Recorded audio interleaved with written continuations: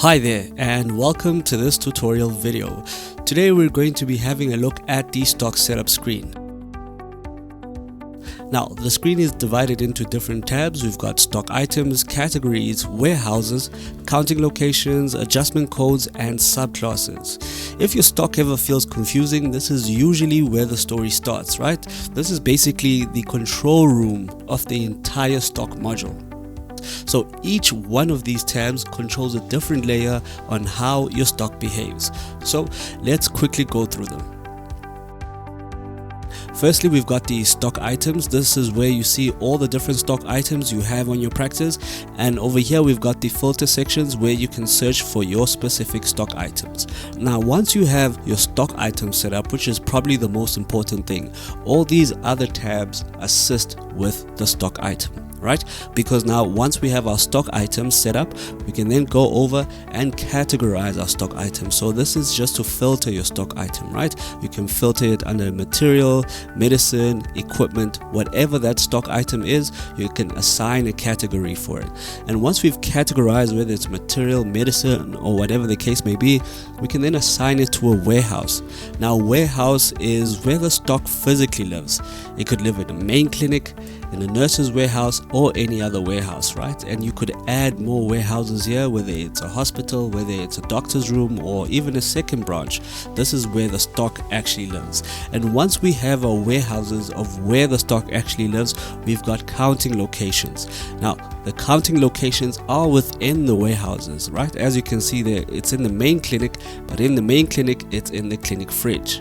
Now counting locations is more about stock take, right? Because we have our warehouse, but instead of taking all these stock items and putting them in one place and counting from there, we can go to where the stock items are, all right, as it suggests that specific counting location. So you don't have to take all the stock items and bring them into one place. You can go so you don't have to take all the stock items and bring them into one place. You can go over to the clinic fridge and count directly from the fridge, go over to the consultation room rather, and go over to the consultation room and count directly from the consultation room. Alright, so this helps with that. Then we have the adjustment codes. Now the adjustment codes are also very important because it allows you to account for everything that happens to a stock item. So you can add an adjustment code for the stock take, for the stock transfer, for the stock adjustments, so that we know everything that is happening to a specific stock item. We can account for why we've adjusted that specific stock item. So if we're transferring from one place to the next, we know that we have a code for the transfer. If the stock is lost, we've got a code for that specific adjustment to the stock item as well. So those are adjustment codes, and once again you can search over here in the filter column.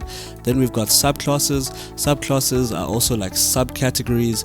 Inside the medicine we might split it into painkillers, drops, creams, or whatever the case may be, right? So it works also very closely with categories and stock items. It's just a nice way to further filter or group specific stock items together.